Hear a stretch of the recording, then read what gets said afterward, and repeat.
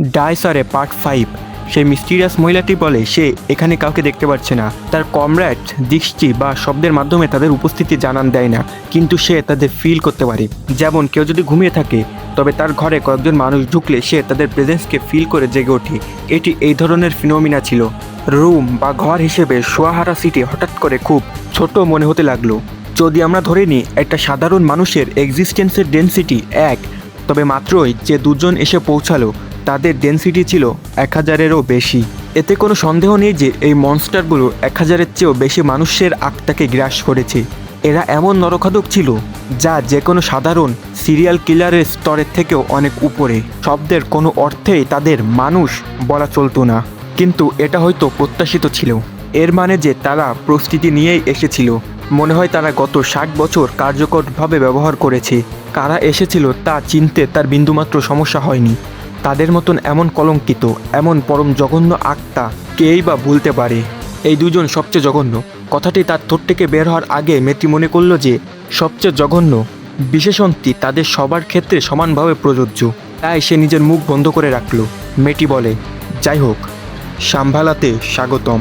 তখন আরেকজন বলে, ようこそお待ちしていましたよお二人とも ওয়েলকাম, আমি তোমাদের দুজনের জন্য অপেক্ষা করতেছি। একজন প্রিস্টের কাশক পরিহিত ব্যক্তি অভিধান জানালো। সেই ব্যক্তি বলে, ফার্স্ট লেফটেন্যান্ট বে, ওয়ারেন্ট অফিসার মেলিসা। সত্যি অনেক দীর্ঘ সময় পার হয়ে গেছে। আপনারা বিন্দুমাত্র পরিবর্তন হননি। একটি সাধারণ অভিব্যক্তি, তবুও পুরোপুরি সত্য। তার কণ্ঠ ছিল শান্ত, এমনকি সান্ত্বনাদায়ক। এর বিপরীত তার অভিধান গ্রহণকারী দুই সত্তা এমন এক উপস্থিতি প্রকাশ করছিল যা কেবল প্রাকৃতিক দুর্যোগের সাথে তুলনা করা যেত। বাতাসে রক্তের দুর্গন্ধ ভাসছিল, বারুদের তীব্র গন্ধ চারদিক গ্রাস করছিল। তাদের চারপাশের পুরো পৃথিবীটাই যেন হত্যাকাণ্ডের পচা গন্ধে ভরে গিয়েছিল। এগুলো ছিল উন্মাদনের গন্ধ, এগুলো ছিল চরম বিপর্যয়ের গন্ধ, এগুলো ছিল দানবদের গন্ধ। এই সেতুর উপর জড়ো হওয়া বিং কোনো ব্যতিক্রম ছাড়াই স্বাভাবিক নরমেসি থেকে সম্পূর্ণ বাইরে ছিল। তখন সেই দুইজনের মধ্যে একজন বলে, তুমি কি আসলে বলতে চাচ্ছ যে আমাদের বিন্দুমাত্র উন্নতি হয়নি? ক্রিস্টোফার, নিজের মুখ সামলে কথা বলো, তা না হলে ড্রেনে মরে পড়ে থাকবে। আর এই ক্রিস্টোফার নাম কিন্তু আমরা প্রোলগেও শুনেছিলাম। আই হোপ তোমরা মনে করতে পারতেছো। লোকটির গায়ের রং ফর্সা ছিল, অতিরিক্ত ফর্সা, একদম অমানসিক রকমের ফ্যাকাশে, যেন তাকে মোম কেটে তৈরি করা হয়েছে। যাই হোক, তার মধ্যে দুর্বলতা বা অসুস্থতার কোনো লক্ষণ ছিল না, বরং একেবারে উল্টা ছিল। তার মধ্যে এক ধরনের চটপটে ভাব ছিল যা প্রায় একটি পাইথন বা অন্য কোনো বড় সরীসৃপের কথা মনে করিয়ে দেয়। এর বিপরীত সেই দুজনের মধ্যে আরেকজন বলে, যে ছিল একটি মহিলা। ごきげんよう神父様。あなたは本当に変わってないわね。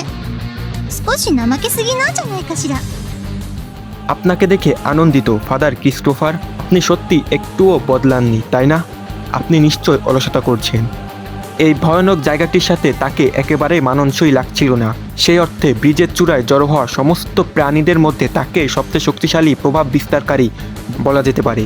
সে পুরনো সে প্রবাদের একটি চমৎকার উদাহরণ হিসেবে উপস্থিত হয়েছিল যে প্রত্যেক গোলাপেরই কাঁটা থাকে। এখানে কিন্তু মোট 4 জন ছিল, সেই মহিলা, এই দুইটা পার্সন আর একটা প্রিস্ট। সেই প্রিস্ট বলে, আমি বেশ কিছু সময় ধরে নির্জনে জীবনযাপন করছি। এটা সত্যি যে আমি হয়তো খুব বেশি সক্রিয় না, তবে আমার নিজস্ব কিছু কারণ আছে। তুমি যদি আমাকে জবাবদিহিতা করতে চাও তাহলে আমি ব্যাখ্যা দিতে পারি। তখন সে সাদা চুলের ব্যক্তি বলে, একদম না, আমরা তোমাকে অনেক দিন ধরে চিনি। আনুষ্ঠানিকতা এবার বন্ধ করো। আমি শুধু একটি জিনিস জানতে চাই, এই মুহূর্তে সম্ভালাতে কারা আছে? প্রিস্ট বলে, লিওনহার্ট, শোনেনকাইন্ড, ব্যাবিলন এবং তুবালকিন। আমি জানি না উচ্চারণ ঠিক আছে কিনা। তোমাদের দুজনকে নিয়ে মোট 6 জন। আমি নিজে আগামী 4 বা 5 দিন এখান থেকে নড়ব না। অন্য ব্যক্তি বলে, কেন? প্রিস্ট বলে, আমি শুনেছি যে বয়স্কদের নিজের চরকায় তেল দেওয়া উচিত, বুঝলে না? লোকটির ফ্যাকাশে মুখ বিভ্রান্তিতে কুঁচকে গেল। অন্যদিকে মেয়েটি মনে হলো প্রিস্ট কী বলেছে তা বুঝতে পেরেছে। মেয়েটি বলে, ক্রিস্টোফার, আপনি লিওনহার্টের কথা বলেছেন তাই না? সে কি ভ্যালকিরিয়ার বিকল্প? প্রিস্ট বলে, হ্যাঁ। আপনারা দুজন তো ইতিমধ্যেই তার সাথে পরিচিত, তাই না? সে বেশ শক্তিশালী এক প্রতিপক্ষ হয়ে উঠেছে। এই কথা শুনে তারা দুজন চওড়া হাসিতে মেতে উঠল। আকর্ষণীয়, অত্যন্ত আকর্ষণীয় একটি শক্তি যার বিরুদ্ধে লড়তে হবে, তাহলে অবশ্যই। তখন প্রিস্ট বলে, শোনো তোমরা দুইজন, আমি নিশ্চিত যে তোমরা ইতিমধ্যে এই বিষয়ে ভালোভাবে অবগত আছো। কিন্তু আমরা অবসিডিয়ান টেবিলে কোনো শূন্য পদ রাখতে দিতে পারি না। যদি না আমরা 11 বছর আগে সেই ঘটনার পুনরাবৃত্তি দেখতে চাই, তবে আলাদা কথা। সে হয়তো অনাবিজ্ঞ কিংবা নিকৃষ্ট হলুদ বানর হতে পারে, হ্যাঁ, কিন্তু তার অস্তিত্ব প্রয়োজনীয়। আমাদের মধ্যে কি বিষয়টি পরিষ্কার? তখন সে মেয়েটি বলে, হ্যাঁ অবশ্যই, কেন পরিষ্কার হবে না? আপনি সবসময় এমন একটু বেশি দুশ্চিন্তা করেন, তাই না? আমাদের মেয়েদের একে অপরের খেয়াল রাখা উচিত, তাই ওকে কেন আমার উপর ছেড়ে দিচ্ছেন না? সে প্রিস্ট কিছু বলে না। তখন সে অন্য ব্যক্তি বলে, ওকে নিয়ে চিন্তা করবেন না, আপনার নিজের ও দেখাশোনা করার মতন সময় নেই, তাই না? তা এখন বাকিটা শুধু থাকে স্পিনে। সে কখন আসছে? প্রিস্ট বলে, তাকে আসতে একটু বেশি সময় লাগবে, আমি তাকে কোনো কাজে পাঠিয়েছি। মেয়েটি বলে, কী কাজ? আমি অনেক বেশি কিউরিয়াস। তখন অন্য ব্যক্তি বলে, হে মেলিয়াস, তুমি কি আমার কথা শোনোনি? এটি নিয়ে চিন্তা করো না, তাকে নোংরা কাজটি করতে দাও, এতে আমাদের ঝামেলা বাঁচবে। আমাদের শুধু ময়লা আবর্জনা পরিষ্কার করতে হবে। সে মেয়েটি বলে, ময়লা আবর্জনা পরিষ্কার করা তোমার মানে কি স্বীকার করা নয়? ওই হারামি মার্কিউরিসের তো একটা বিকল্প পাঠানোর কথা ছিল, তাই না? তখন সেই প্রিস্ট বলে, ওয়ারেন্ট অফিসার মেলিয়াস, মহামান্য ভাইস কমান্ডারের প্রতি তুমি অসম্মানজনক শব্দ ব্যবহার করছো, আমি এটাকে কোনোভাবেই সমর্থন করতে পারি না। প্রিস্ট মেয়েটি শব্দ নিয়ে তিরস্কার করলো, কিন্তু তার কণ্ঠস্বর স্পষ্ট করে দিচ্ছিল যে সে এটি কেবল আনুষ্ঠানিকতা রক্ষার খাতিরে করছে। এই মার্কিউরিয়াস স্পষ্টই বেশি জনপ্রিয় ছিল না, তবে একই সাথে তারা তাকে হালকাভাবে নিচ্ছিল বলেও মনে হলো না। আসলে ঠিক উল্টা, তারা তার সম্পর্কে চরম ঘৃণা এবং সামান্য ভয়ের আভাস নিয়ে কথা বলছিল। তিনি এমন এক ব্যক্তি ছিলেন যাকে এতটাই তুচ্ছ করা হতো যে তার নিজের সঙ্গীরাও তার এক্সিস্টেন্স এড়িয়ে চলত।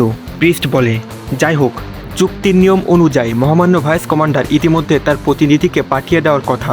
তোমাদের প্রথম কাজ হবে তাকে খুঁজে বের করা। আমি নিশ্চিত যে এটি করতে তোমাদের কোনো সমস্যা হবে না। মেয়েটি বলে, লিওনের কি খবর? সে কি সাহায্য করতে আসছে না? প্রিস্ট বলে, বরং আমি এ বিষয়ে পুরো দায়িত্ব তাকেই সঁপে দিয়েছি। দয়া করে চেষ্টা করবা যেন সে তার সম্মান বজায় রাখতে পারে। এটিকে এভাবে ভাবো যেন যুদ্ধক্ষেত্রে একজন নতুন সৈনিককে অভিজ্ঞতা অর্জনে সাহায্য করছো। তারা বলে, বুঝতে পারলাম, ঠিক আছে, মনে হয় পরিস্থিতি এখন আরও বেশি জমজমাট হতে চলেছে। এখন তাহলে? প্রিস্টের কণ্ঠস্বর বদলে গেল। নতুন আসা দুইজন বুঝতে পারল যে এবার ভণ্ডামি বন্ধ করার সময় এসে গেছে। তাদের চোখের দৃষ্টি গভীর এবং কঠোর হয়ে উঠল। তাদের চারপাশে পুরো পরিবেশটাই এক গুরুগম্ভীর রূপ নিল। এরা কোনো গুন্ডা ছিল না, কিংবা নিজেদের ক্ষমতায় মত্ত কোনো উন্মাদ যুদ্ধবাজও ছিল না। এরা ছিল সৈনিক। অবসিডিয়ান রাউন্ড টেবিল এর চেয়ে কম কিছু মেনে নিত না। দ্য প্রিস্ট কথা বলল, あらゆる悪もあらゆる罪もあらゆる鎖も汝を縛れずあらゆる禁忌に意味はない汝の神汝の主の汝をこの地へ導きたもう息ある者は一人たりとも残さぬよう生ある者は一人残らず捧げるよう男を殺せ恐れてはならないおののいてはならない疑うことなどしてはならない汝は騎士獣の軍勢神が許し私が許す獣の総我を自負する者よ誉れ高きその名を唱えよビルヘルム・エーレンブルグルサルカ・マリーア・シュベーゲリン汝が名誉は忠誠なり我らが名誉は忠誠なり清掃13騎士団黒煙卓第3位バレリア・トリファークリストフ・ローエングリーンの名において তোমরা পাপের দ্বারা আবদ্ধ নও, অপরাধের দ্বারা শৃঙ্খলিত নও, তোমরা শৃঙ্খল মুক্ত, সমস্ত বারণ বা নিষেধের ঊর্ধ্বে। তোমাদের প্রভু এবং মালিক তোমাদের এই যুদ্ধক্ষেত্রের পথ দেখিয়ে নিয়ে এসেছে যাতে তোমরা হাতে তরবারি নিয়ে তার শত্রুকে ধ্বংস করে দিতে পারো। পুরুষদের হত্যা করো, নারীদের হত্যা করো, শিশু ও বৃদ্ধদের হত্যা করো, কুকুর ও ঘোড়া, গবাদি পশু, গাধা ও ছাগলকে হত্যা করো। কাউকে জীবিত রেখো না, দ্বিধাবোধ করো না। তোমাদের ভয় বিসর্জন দাও, নিজের মন থেকে সমস্ত সন্দেহ দূর করো, কারণ তোমরাই হলো যুদ্ধ। The legion of the beast, God তোমাদের ক্ষমা করেছে এবং আমিও ক্ষমা করব। তোমাদের প্রভু সবাইকে ক্ষমা করেন। তোমরা যারা বিস্টের ফ্যাং এবং ক্ল হিসেবে নিজেদের নিয়ে গর্ব করো, তারা গর্বের সাথে তাদের নাম ঘোষণা করো। তখন তারা দুইজন তাদের নাম বলে, উইলহেম এহরেনবার্গ, রুসালকা মারিয়া শোয়েগেলিন। তোমার সম্মান হবে তোমাদের অনুগত্য, আমাদের সম্মানই হবে আমাদের অনুগত্য। লঙ্গিনাস ড্রাইজেন অর্ডেনের অবসিডিয়ান রাউন্ড টেবিলের 3য় নম্বর সদস্য ভ্যালেরিয়া ট্রিফা এবং ক্রিস্টোফার লোহেনগ্রিনের নামে আমি তোমাদের এখানে আশীর্বাদ করছি। আই ডোন্ট নো এরা কী করতেছে। যাই হোক, একটা সংক্ষিপ্ত বিরতির পর তাদের এই অনুষ্ঠান শেষ হলো। 3 জন একসরে বলে উঠল, সিগ হেইল ভিক্টোরিয়া। দেখো, এই সিগ হেইল একটা জার্মান শব্দ, যার মানে হেইল ভিক্টোরি। এটা আসলে নাজি জার্মানি বা হিটলারের একটা পলিটিক্যাল স্লোগান, এবং এখানে চ্যাপ্টার 1 এন্ড হয়। আপনার কি কখনো ফর নলেজ অনুভূতি হয়েছে? আমি কেবল ডেজাভুর কথা বলছি না, বরং কোনো একটি নির্দিষ্ট বিষয় সম্পর্কে পূর্ণ জ্ঞানের কথা বলছি। এমন একটি অনুভূতি যা ষষ্ঠ ইন্দ্রিয় সহ সব কয়টি ইন্দ্রিয়কে নাড়া দেয়। যেমন এই দৃশ্যটি আমি আগেও দেখেছি, এই ওয়াইন আমি আগেও খেয়েছি, এই সুবাস আমি আগেও পেয়েছি, বা এই গানটি আমি আগেও শুনেছি। এবং অবশ্যই এই অনুভূতিগুলো আগেও আমার আত্মাকে আলোড়িত করেছে। একটি বিভ্রান্তি, এক অবাস্তব মায়াজাল যা মস্তিষ্কের ভুলের কারণে জীবন্ত হয়ে ওঠে। বলতো, তোমার কি কখনো এমন অনুভূতির অভিজ্ঞতা হয়েছে? রেইনহার্ড প্রশ্ন করে। যেমন এই যুদ্ধটি আমরা আগেও হেরেছি। কার্ল বলে, ওয়েল, এটি ঘটে যাওয়ার আগে কোনোভাবেই আপনার পক্ষে তা জানা সম্ভব না। আর যখন এটি ঘটবে, আপনার মস্তিষ্ক বিশ্বাস করবে যে এভাবেই মূলত সব কিছু ঘটেছিল। তখনই আপনি ভবিষ্যৎ জ্ঞান অনুভব করতে শুরু করবেন। আপনার এটি কেবল একটি পূর্বাভাস, অথবা আমার কি বলা উচিত, এটি একটি আত্মঘাতী আকাঙ্ক্ষা। আপনি কি বিশ্বাস করেন যে আপনি এ যুদ্ধ হেরে যাবেন? রেইনহার্ড উত্তর দেয়, আমি বিশ্বাস করি, অবশ্যই করি। কার্ল বলে, এবং কেন আপনি মনে করেন যে বিষয়টি এই রকম? আপনি মহামান্য ফুহরার একজন অনুগত অনুসারী এবং গেস্টাপো কমান্ডার। যদি সত্যি এমন কোনো আত্মা থাকে যিনি আমাদের সৈন্যদের বীরত্বপূর্ণ চেষ্টাকে সবচেয়ে ভালো জানেন, যারা একের পর এক বিজয় অর্জন করতে চলেছে, তবে তিনি আপনি ছাড়া কেউ না। আসলে বোঝানো হয়েছে রেইনহার্ড যুদ্ধের সময় নিজের সৈন্যদলের উপর অনেক বেশি ভরসা ছিল, কিন্তু এখন তো সে উল্টা কথা বলছে, তাই কার্ল এই কথাটা বলে। তখন রেইনহার্ড বলে, তাহলে আমাকেও একটি প্রশ্ন করার অনুমতি দিন। আপনি কি সত্যি সে 1000 বছরের সাম্রাজ্য বিশ্বাস করেন, যার স্বপ্ন মহামান্য ফুহরেরা এবং তার রাইখ ফুহরেরা উভয় কল্পনা করেছিল? আপনার উত্তর কি, হারমিস ট্রিসমেগিস্টাস? দেখো, এখানে ফুহরেরা বলতে আসলে সর্বোচ্চ লিডারকে বোঝানো হয়েছে, এবং রাইখ ফুহরেরা বলতে অন্যান্য যে উচ্চপদের নেতা আছে তাদের বোঝানো হয়েছে। আর যে 1000 বছরের সাম্রাজ্যের কথা বলা হয়েছে, এটা নাজির একটা আইডিওলজি ছিল, 1000 ইয়ার রাইখ, অর্থাৎ এমন একটি সাম্রাজ্য যা 1000 বছর টিকে থাকবে। আর যেই হারমিস ট্রিসমেগিস্টাস, এটা হচ্ছে মার্কিউরিসের আরেকটা নাম। আমি কার্ল বলবো কারণ এটা উচ্চারণ করা সহজ। রেইনহার্ড বলে, আমার প্রিয় সর্সারার, আপনি সেই অসাধারণ জাদুকর যাকে নিয়ে বলা হতো যে আপনি এই ইউনিভার্সের মূল গঠনের পেছনে ঐশ্বরিক সত্তা আবিষ্কার করার মাত্র এক ধাপ দূরে আছেন। আপনার মতন যোগ্যতার একজন মানুষ কি এমন একটি বোকা ধারণাকে সমর্থন করবে? আমি মনে করি না। কার্ল বলে, যদি কেবল ওই দুইজনই মাঠের একমাত্র খেলোয়াড় হতো, তবে আপনার সাথে আমি পুরোপুরি একমত হতাম। তবে এই দেশে আপনি আছেন, golden beast, the Monarch of distraction, ভাগ্যের বর্ষার বৈধ উত্তরাধিকারী। যা বলা হয়ে থাকে যে এর ব্যবহারকারীকে এই ইউনিভার্সের উপর আধিপত্য বিস্তার করার ক্ষমতা দেয়। যতক্ষণ আপনি এখানে আছেন, পরাজয়ের চিন্তা করাও সর্বোচ্চ স্তরের বোকামি ছাড়া আর কিছু না। রেইনহার্ড বলে, ইয়েট তারা আমার জীবন নিতে চায়। কার্ল একটু শক হয়। রেইনহার্ড বলে, আপনার অবাক হওয়ার ভান করার কোনো প্রয়োজন নেই। সর্বোপরি আমি নিশ্চিত যে আপনি রাজধানী সম্পর্কিত সকল কিছু জানেন। এটি মাথায় রেখেই আমি আপনাকে আমার আগের উত্তরটি দিয়েছিলাম। কার্ল বলে, আপনি কি ঘটনাচক্রে নিজের মৃত্যুর দিকে ধাবিত হওয়ার পরিকল্পনা করছেন? রেইনহার্ড বলে, actually life and death matter করে না। তাদের দলে আমার মতন একজনের অস্তিত্বের পেছনে একটি সুনির্দিষ্ট অর্থ আছে, এটিকে আর বদলানো যাবে না। কার্ল বলে, ইনডিড, মৃতরা রিগার্ডলেস অফ দ্য কনসেপ্ট, তাদের রিভাইভ করা যাবে না। এমনকি আমিও এমন কিছু করতে পারি না। পতিতরা যারা মারা গেছে, সংজ্ঞাগতভাবেই মৃত, তাদের পুনরায় বাঁচিয়ে তোলা সম্ভব না। এটি এই ইউনিভার্সের একটি তিক্ত ল। তরুণদের রূপকথাগুলো সম্পূর্ণ অর্থহীন গল্প মাত্র, এর চেয়ে বেশি কিছু না।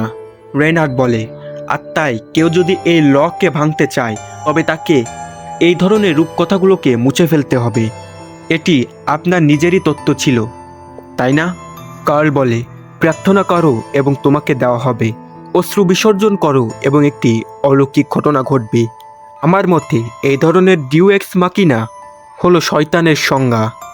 মহাবিশ্বের লগুলো যদি আসলে এমনভাবেই তৈরি করা হতো তবে আমাদের প্রার্থনা নিঃসন্দেহে পুরো কসমসকে গতিশীল করে তুলত। এখানে এমন কোনো প্যারাডাইস নেই যেখানে সবাই সমানভাবে ভাগ্যের আশীর্বাদ পুষ্ট। না, এই ওয়ার্ল্ড দয়াহীন, সহানুভূতিহীন, যা কেবল রক্ত আর উন্মাদ দিয়ে তৈরি। অতএব কেউ যদি এই ওয়ার্ল্ডে নিজের ইচ্ছা চাপিয়ে দিতে চায় তবে সে অনিবার্যভাবেই এই দুটি দ্বারা কলঙ্কিত হবে। যদি কেউ একটিমাত্র জীবন বাঁচাতে চায় তবে তার পরিবর্তে হাজারটি লাশ উৎসর্গ করতে হবে।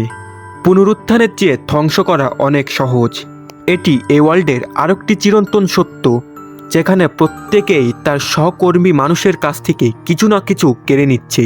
কিন্তু আফসোস, আমি মূল প্রসঙ্গ থেকে দূরে সরে যাচ্ছি। আপনার নিজের মৃত্যু ঠেকানোর কোনো ইচ্ছা আছে বলে মনে হচ্ছে না। অন্ততপক্ষে আপনি মহামান্য ফোরা এবং রাইখ ফোরাকে সেটাই বিশ্বাস করাতে চেয়েছিলেন।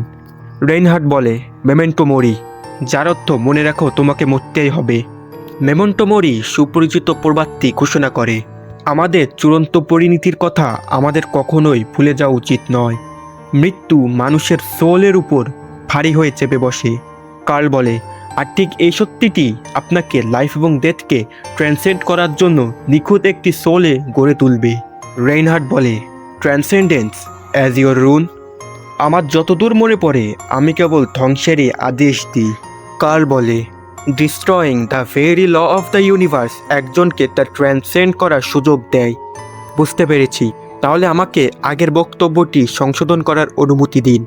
পুনরুত্থানের চেয়ে ধ্বংস অনেক সহজ হতে পারে, তবে এটি আরও বেশি গুরুত্ব বহন করে। না, শুরু থেকেই তো মূল অবস্থায় ফিরে যাওয়ার কোনো প্রয়োজন ছিল না। রেইনহার্ড বলে, অনুগ্রহ করে বুঝিয়ে বলুন। কার্ল বলে, আমি কেবল বলতে চেয়েছিলাম যে পুনরুত্থান একটি অত্যন্ত বেদনাদায়ক প্রক্রিয়া। উদাহরণস্বরূপ, প্রকৃতপক্ষে আপনার নিজেরও একটি শৈশব ছিল। আমি কি ঠিক বলেছি? আপনি যখন সেই বয়সে ছিলেন তখন কি একটা দিনও ভীষণ দীর্ঘ মনে হতো না? আরও বলতে গেলে একটি পুরো বছর যেন একটা ইটারনিটি। রেইনহার্ড বলে, হ্যাঁ, একটি শিশুর ওয়ার্ল্ড অজানায় পরিপূর্ণ, যা অফুরন্ত অজানা জিনিস এবং এখনও শেখা বাকি থাকা বিশাল তথ্যের ভাণ্ডার উপহার দেয়। এমতো অবস্থায় সময় সত্যি ধীরে ধীরে বয়ে যায়, যেন একটি পালু ঘড়ির পালু। কার্ল বলে, প্রকৃতপক্ষে আপনি যেমনটি বলেছেন তেমনই। অন্য কথায়, মানুষের জীবন হলো অজানাকে জানার উদ্দেশ্যে রূপান্তর করার জন্য অধ্যয়নের একটি যাত্রা, এবং এভাবেই আমি এটি দেখি। সেই বাবা যিনি রাতের পর রাত একই নৈতিক উপদেশ পুনরাবৃত্তি করেন, সেই মা যিনি দিনের পর দিন একই খাবার তৈরি করেন, সেই ভালো প্রতিবেশী যারা হাসি বাড়াবার জন্য একইভাবে উজ্জ্বল হয়ে ওঠে, সেই পাখিটি যে কেবল একই পুরনো গান গেয়ে যায়, সেই পরিবার যেখানে সবসময় একই অপরিবর্তিত সুবাস থাকে। এবং উদাহরণটিকে একটি চরম সীমায় নিয়ে গেলে বলা হয়, এমন এক সূর্য যে দিগন্তের নিচে অস্ত্র যাওয়ার কেবল একটি মাত্র পথই চেনে। কি নিষ্প্রাণ! পৃথিবীটি সত্যি একঘেয়েমির জায়গা। মানুষ একেই বলে বার্ধক্য, নিজের কবরের দিকে এক অবিচল পথযাত্রা। অথচ প্রতিটা বছর পার হওয়ার সাথে সাথেই ক্রমশ ফ্যাকাশে হয়ে যাওয়া সত্ত্বেও মানবজাতি অজানাকে অনুভব করতে পারার মাঝেই আনন্দ খুঁজে পায়। প্রকৃতপক্ষে বেঁচে থাকার আসল অর্থই এটা। রেইনহার্ড বলে, অ্যান্ড সো আপনার মতন কেউ যে অজানাকে অনুভব করতে অক্ষম, সে কি আসলেই আদৌ জীবিত নয়? কার্ল বলে, তর্কের খাতিরে ধরে নিন, এমন এক সত্তা রয়েছে যার জন্ম থেকেই অজানার কনসেপ্টকে মুছে ফেলা হয়েছে। পূর্ব জ্ঞানের অনুভূতি, তার জীবন কেবলই এক জানা পৃথিবীতে জানা বিষয়গুলো বারবার পুনরাবৃত্তি করার নামান্তর। আপনি কি এর চেয়ে নরকীয় কোনো পরিণতির কথা কল্পনা করতে পারেন? শুরুতেই তাকে কোনো জীবন দেওয়া হয়নি, এবং স্বাভাবিকভাবেই সে মৃত্যু থেকে বঞ্চিত। না, সে কোনোভাবেই মরতে পারে না। আমি যা ব্যাকুলভাবে কামনা করি তা হলো আমি যে এই পৃথিবীতে জন্মেছি তার প্রমাণ। অজানাকে চুম্বনের জন্য আমার কি তীব্র আকুলতা, একেবারে উন্মাদ করে দেওয়ার মতো। আমি তোমাকে এই ইউনিভার্সের অন্তহীন নিষ্ঠুর রহস্যগুলোকে দীক্ষা দেব। তুমি কি আমার কথাগুলো শোনার মতন যথেষ্ট সাহসী? যে কথাগুলো আমি আমার জীবনে অন্য কাউকে বলিনি।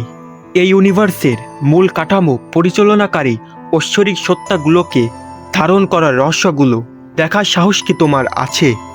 দেখো, এখানে আমি যা বুঝলাম, কার্ল এখানে নিজের কথা বলছে যে সে অজানাকে জানতে পারে না, কিন্তু তার মতে মানুষের আসল জীবনই তো হচ্ছে অজানাকে জানা। কিন্তু পূর্ব জ্ঞান বা ফরনলেজের কারণে মার্কিউরিস বা কার্ল সেটা করতে পারে না। নাও এখানে তার কেন পূর্ব জ্ঞান অনুভূত হয় বা কেন সে মরতে পারে না, এটা ধারণা আমার আছে, কিন্তু যেহেতু সিরিজে এটা এখনো বলা হয়নি তো আমি এটা এক্সপ্লেন করব না। রেইনহার্ড বলে, আমার উত্তর দেওয়ার আগে আমাকে একটি প্রশ্ন করার অনুমতি দিন। আপনি কেন আমাকে এবং কেবল আমাকেই এমন জ্ঞানের অধিকার দেবেন? কার্ল বলে, কারণ আমি আপনাকে শ্রদ্ধা করি, কারণ আপনি শক্তিশালী এবং চোখ ধাঁধানো। আপনার দৃষ্টিতে এক ভয়ানক দ্রুতি। আমার এই অন্তহীন মৃত জীবনের মধ্যে আমি কখনোই আপনার মতন কারো উপর চোখ রাখিনি। এমন এক সত্তা যে নরকের অগ্নিকুণ্ডের এত কাছাকাছি আপনি প্রথমে ছিলেন। আমি যাদের দেখেছি এবং জেনেছি তার মধ্যে আপনি ডেভিল হওয়ার সবচেয়ে কাছাকাছি অবস্থানে আছেন। রেইনহার্ড বলে, তুমি একটি অসাধারণ কথা বলেছ কার্ল। আমার মতন কাউকে শয়তান বলাটা মোটেও কোনো বিরল ঘটনা নয়। কার্ল বলে, বর্ণনাটি যত বেশি চরম বা উগ্র হবে এটি তত বেশি সাধারণ বিষয়ের কাছাকাছি চলে আসবে। আমি আগুনকে জল বলে ঘোষণা করব না। আগুন আগুনই থাকবে, জল জলই থাকবে, আর তুমি ডেভিল হিসেবেই থাকবে। তুমি আমাকে একজন মেগাস বা জাদুকর বলে আখ্যায়িত করেছ। আফসোস, আমি তেমন কিছুই নয়। কেবলমাত্র শক্তিশালীরাই সহজ ও সরল উপায়ে বর্ণিত হওয়ার বিশেষাধিকার উপভোগ করে। হাওয়েভার, আমি দুর্বল। আমার এসেন্স চিরচঞ্চল বাতাসের মতন পরিবর্তনশীল। আমার নামও অগণিত, ভাঙ্গুর এবং আশাহীনভাবে নাজুক। আমি ঠিক এটাই, একটি অতি তুচ্ছ অস্তিত্ব যা আপনার শ্রেষ্ঠত্বের সঙ্গে তুলনা করারও যোগ্য নয়। কিন্তু এই অবস্থাটি আমাকে উপলব্ধি করার ক্ষমতা দান করে। দয়া করে আপনার উত্তর দিয়ে সম্মানিত করুন। রেইনহার্ড বলে, ভেরি ওয়েল। তুমি এইমাত্রই আমাকে সুপ্রিম বলে ডাকলে, অথচ এইমাত্র আমার এমন এক সত্তার কথা মনে হলো যাকে আমি একই নামে অভিহিত করব। কার্ল, আমার প্রিয় বন্ধু, তোমাকেও আমি শ্রদ্ধা করি। আমি তোমার রহস্যের কাছাকাছি উঠতে চাই। এটাও কি কেবল এই চক্রের অংশ, এই অনুভূতি যাকে আমরা পূর্ণ জ্ঞান বলি? কার্ল বলে, আমি আশঙ্কিত যে তাই। যখন এটি ঘটে এবং তোমার মস্তিষ্ক বিশ্বাস করতে শুরু করে যে ঘটনাগুলো মূলত এভাবেই ঘটেছিল, তখনই তুমি পূর্ব জ্ঞান অনুভব করতে শুরু করবে। কতটা যন্ত্রণাদায়ক, সত্যি বিরক্তিকর। এমনকি তোমার সাথে দেখা হওয়ার পরও এবং তোমার অগ্নিকুণ্ডের সংস্পর্শে আসার পরও, তবুও আমি বেঁচে নেই, তবুও আমি মরতে পারছি না। রেইনহার্ড বলে, আমি তোমার যন্ত্রণা অনুভব করছি। আমি সত্যিই তা করছি, যেন এটা আমারই সহ্য করার কথা। কার্ল বলে, যদি তাই হয় তবে আমি তোমার কাছে বোঝার জন্য অনুরোধ করছি, যদি তুমি সত্যিই ধ্বংসের নির্দেশ দিয়ে থাকো। রেইনহার্ড বলে, কতটা কৌতুকপূর্ণ। আমি কি সব কিছু ধ্বংস করে দিব? কার্ল বলে, ইনডিড, সব কিছু পুড়ে ছাই হয়ে যাক। এই দেশ, এই পৃথিবী, আমাদের চোখে যা কিছু দেখতে পাই সকল কিছু, হেভেন, হেল, ঈশ্বর, শয়তান, প্রথম ইউনিভার্স থেকে শুরু করে শেষ ইউনিভার্স পর্যন্ত সকল কিছু, যতক্ষণ না আমরা এমন কিছুর মুখোমুখি হচ্ছি যা আমাদের ধ্বংস করা এখনও বাকি, যতক্ষণ না আমরা এই ফর নলেজকে ট্রান্সেন্ড করতেছি, এবং যখন সেই দিনটি আমাদের সামনে উদিত হবে। রেইনহার্ড বলে, ইনডিড, এটি আমাকে মনে করিয়ে দিচ্ছে আমরা এর আগেও এরকম একটি ছোটোখাটো আলাপ করেছিলাম, তাই না? কার্ল বলে, ইনডিড, আমি এটি অস্বীকার করতে পারি না। আমরা এর আগেও লক্ষ লক্ষবার এটি পুনরাবৃত্তি করেছি, যা গণনা করার চেয়েও বেশি। এই মুহূর্তে আমরা এখনও কেবল বন্দী, এবং এই কারণেই আমাদের তার প্রয়োজন, দ্য ওয়ান হুই কল জারাথুস্ত্রা। নাও এখান থেকে চ্যাপ্টার 2 শুরু হয়। এখানে কিছু বিষয় ক্লিয়ার করি। এই যে কনভারসেশন, এর মাধ্যমে আমরা অনেক কিছু জানতে পারি। এখানে কার্ল নিজের বিষয় বলে, পূর্ণ জ্ঞানের কারণে সে নতুন কিছুই এক্সপিরিয়েন্স করতে পারছে না, এবং তার মতে এই অনুভূতি নরকের চেয়েও খারাপ, কারণ মানুষের জীবনের জার্নির মূল লক্ষ্যই হচ্ছে নতুন কিছুকে, অজানা কিছুকে জানা, কিন্তু সে মরতেও পারছে না।